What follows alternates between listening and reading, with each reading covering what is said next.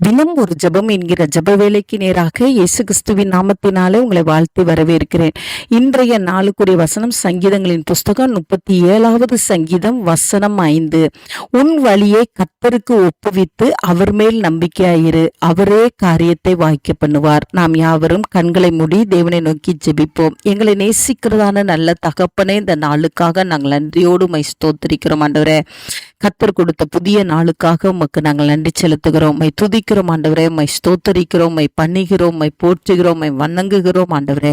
கர்த்தர் இந்த நாளில் எங்களுக்கு கொடுத்த வார்த்தையின்படி ஆண்டவரே, எங்களுடைய வழியை நாங்கள் கர்த்தரிடத்துல ஒப்புவிக்கிற கிருபையை தாங்க.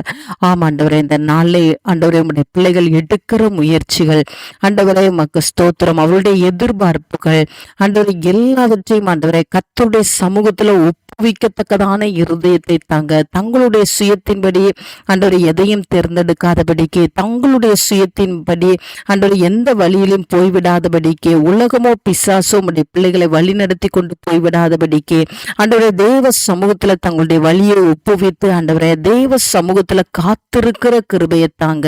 ஆண்டவரை காத்திருக்கும் பொழுது ஆண்டவரை கர்த்தர் அதிசயங்களை செய்கிற தேவன்.